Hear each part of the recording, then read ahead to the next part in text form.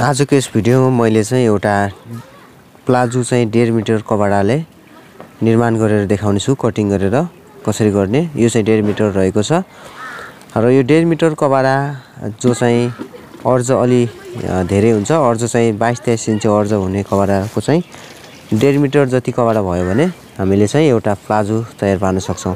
सबैभन्दा पहिला हामीले यो अर्जलाई यसरी सिंगल गराउनु पर्ने हुन्छ। सिंगल गराएर यसरी ठाडोबाट यस्तो बनाएर राख्नु पर्ने हुन्छ र मैले यसमा 4 पल्ला बनाएर राखेको छु। यसरी 4 पल्ला बनाएर राखेको छु। यो सबैभन्दा एउटा इजी तरिकामा चाहिँ कसरी कटिङ गर्ने भन्ने विषयमा रहेको छ। सबैभन्दा सजिलो तरिकाले चाहिँ यो सिकाएको छु मैले प्लाजो। यसरी अब आफूतिर चाहिँ बन्दा साइड हुन्छ भने उतातिर चाहिँ हामीले खुल्ला साइड राखेका छौं। जो चाहिँ मैले अर्जलाई यसको चाहिँ सिंगल बनाएर त्यसपछि 4 फोल्डमा यसरी चाहिँ फोल्डिङ गरेको छु। त्यसपछि हामीले 2 इन्ची बराबर चाहिँ माथि एउटा मार्क दिनुपर्ने हुन्छ।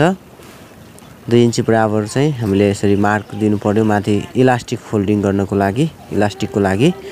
त्यसपछि यहाँदेखि तलको लम्बाइ भनेको 12 इन्च यसको चाहिँ आसनको भाग लिन्छु मैले।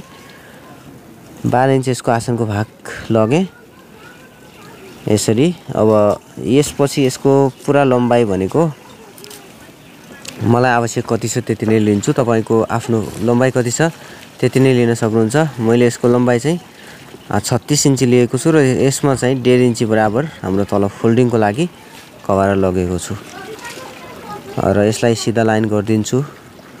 यताको पनि सबै लाइनहरुलाई सिधा गरौँ। अब यस्तो गरिसकेपछि हामी कम्मरको फर्मुलाबाट यो कटिङ गर्छौं। कम्मर यसको 30 इन्ची छ, यसको 18 इन्च यसको तलको मोडी छ।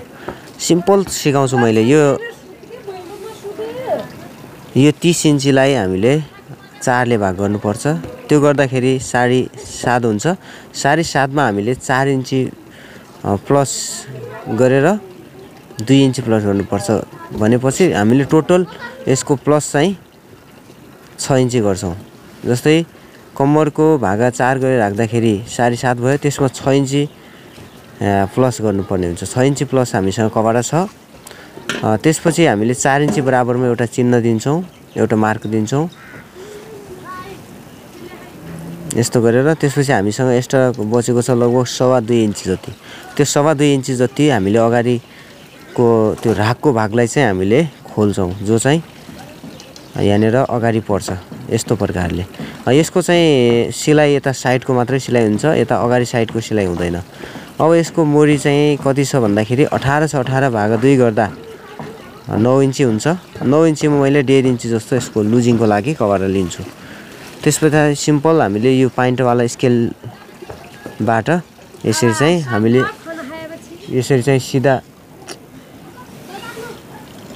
सिधा मार्क गर्नुपर्ने हुन्छ। त्यसपछि नर्मल अब यसलाई कटिङ गर्न सक्नुहुन्छ। यो कटिङ गर्नुभन्दा पहिला हामीले चाहिँ बुझ्नुपर्ने कुराहरू थुप्रै छन्। यहाँनेर पकेट 2 इन्ची त्यो तल गरे, त्यसपछि 6 इन्ची बराबर यसको पकेट रहन्छ।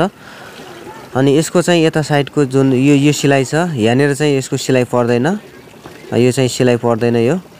अनि यसको यो बाहिर साइडमा मात्रै सिलाइ पर्छ।